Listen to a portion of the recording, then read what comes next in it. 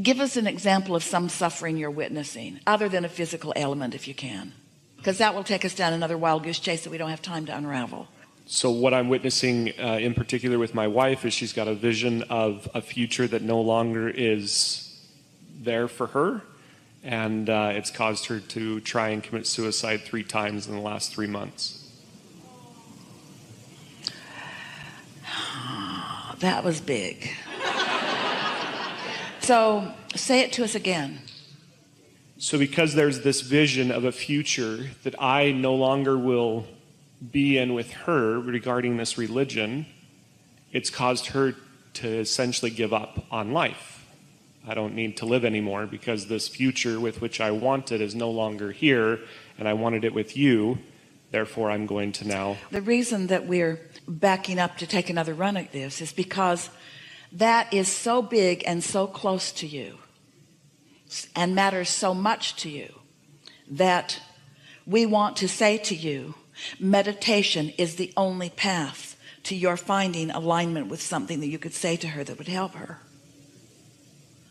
So let's just assume, for sake of brevity here, that you've come into alignment, that you have consistently meditated, that you've felt your alignment, and that there you are in your full knowing.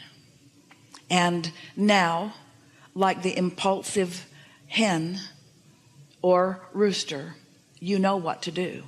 Because you're tapped in, you've practiced that tuning, and so you're there in this moment. And because you're there, because your desire is so strong, and because your inner being acknowledges all of that, and because you're in alignment, now you have timing. And so your timing takes you into a conversation where she's more receptive than usual. Not a lot more, just more receptive than usual. And you're tuned in to the pure love that she seeks through that religion. It's not just an idea, and it's not just a legend of long ago times. It's active within you right now. Everything that she was looking for from that religion is active within you right now. And because you're so well connected, the words don't come to you like, see, I'm still there. No words come to you that would be off-putting to her or that would make her feel defensive. The only thing that comes through you is this love, which is present. Our friend said, how will my connection manifest? Sometimes just in a gaze through your eyes. Sometimes just in the gentle touch of your flesh upon her flesh. Sometimes just through an impulse, through a sigh, through a movement, sometimes through a word. But you are radiating your emotional state of being to her, and because you're in a place of pure positive energy, you're offering her love, which she may or may not be in a place of receiving, but she sure does want it. And if your timing is good as we believe it's going to be, she might catch just a little glimpse of your love, and she will feel more reassured that all is well. But if instead you're saying that religion wasn't good for me and I had to walk away from it, that makes her defensive. Instead, what you're meaning is that religion was so good for me, and not that it was the first step and many other steps came after it. There is so much about that that is so good. That's what you're feeling. That's what you're meaning. That's what you're knowing. So you're not evoking defensiveness within her. In other words, you're evoking resonance with yourself and with your source and with her source, and maybe even a little bit with her. So she's not feeling apart. She's feeling reassured. She's not feeling afraid. And right now she doesn't feel like she's lost you, because you could not be more present with her than right now, hooked to her inner being and hooked to your inner being and flowing it all right toward her. She cannot feel loneliness under those conditions, you see? And then you do it again and again and again and again. And after a little while, you're able to maybe build some bridges. But you see, source doesn't assign itself to a religion. And yet Every religion says we are the truth that has the source, and none of you do.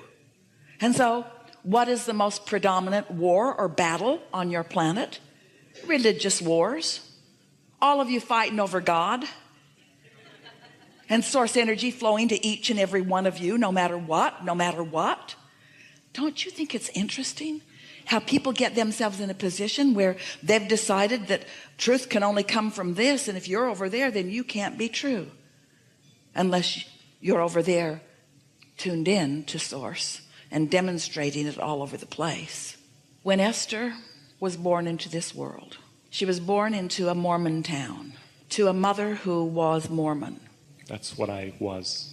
And we know.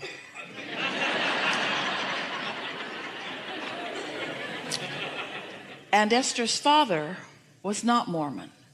They met outside of that environment. He was Lutheran. The Mormons teach that only they are going to heaven. And Esther looked at her father, who was the nicest man in town, who cared the most about the people in town, who was pure positive energy in everything she witnessed about him. And she knew for sure the Mormons were wrong. She knew for sure. Life showed it to her when she was a little girl, that this man was not going to be deprived of heaven because he was not part of whatever that was. So she got a really good understanding at a really good age. Her own little pure heart told her all she needed to know. Don't tell me that my daddy's not going to heaven. I know him, you see. So that's sort of what it takes. And it also put her in a position where she didn't accept anything that had already been decided as the way she would be guided. Somehow in that early experience, it set her up to somehow know that there certainly was a whole lot that those people didn't know, while there was a whole lot about them that she really loved. They were really a nice bunch of people. You see what we're getting at?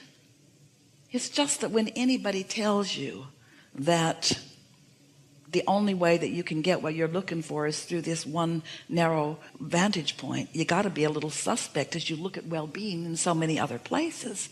Every time you meet someone who's thriving and feeling good and offering value, did you say, you must be faking it, you're not Mormon? And so we know you get that. Our strongest encouragement to you is not to push against any of that.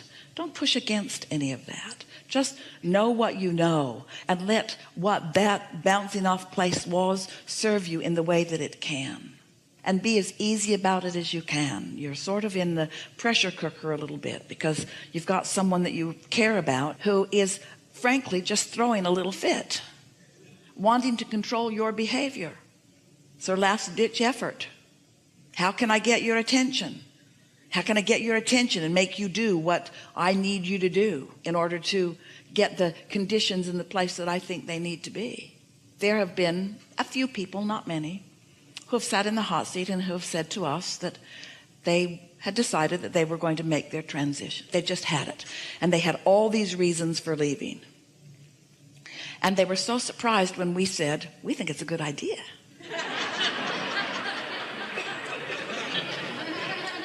Because we know there's no death, and we know you'll find great relief, and not one of them did it.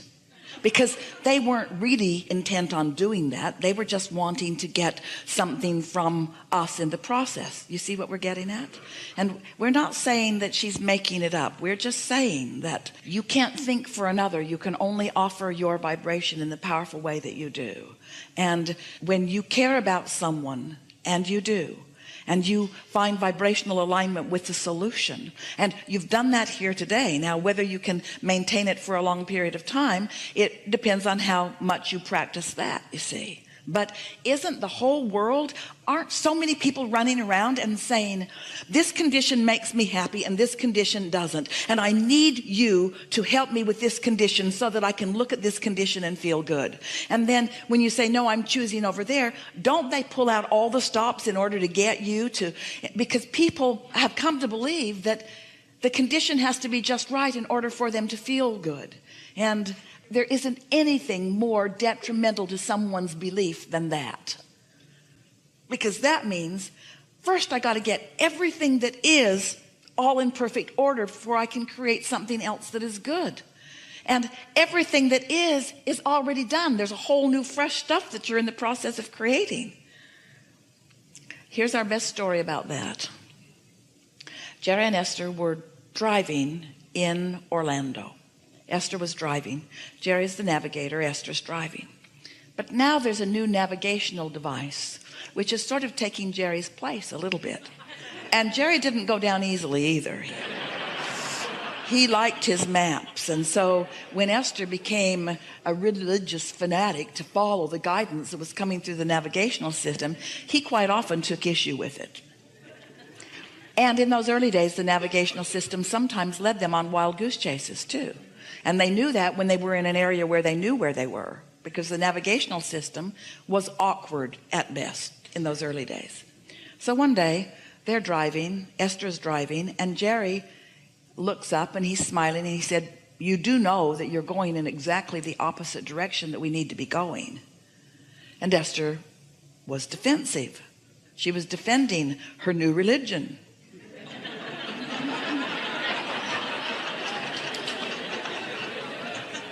She said, no, I'm doing exactly what she's telling me to do. And Jerry said, all right, I just think you should know you're going in exactly the opposite direction of where we're going. And so she looked at the compass on the car. She knew essentially where the city they were going to was, and she had to agree that he had a point. So she reluctantly followed his guidance to get turned around and going in the right direction. But this is the part we really want you to hear. She said, hey, I've got a really good idea. Because she wasn't going to give up easily. Let's go back to where we started and put in the navigational information again. And then we will watch what she tells us to do so that we will know where it went wrong. And Jerry said, or we could just start where we are and go where we want to go. So you get what we're getting at. Religion doesn't let you start where you are and go where you want to go. It wants to take you back through all of the justification. And that's why it's so cumbersome. And that's why it moves so slow. And that's why people are so frustrated. And that's why religion is the beginning and the middle and the end and the perpetuation of the greatest reign of hate that has ever been on this planet before. Because people are disconnected from who they really are, from their own knowing, from their own path, you see. We don't want to join you, or we don't want anyone to join anyone in a war against religion. We just want you to understand that it was there when you needed it, and now you have personal connection to guidance. You always did. That's how every religion got started. Someone saw something, they got tuned into the solution, they began expressing about the solution, and off they went.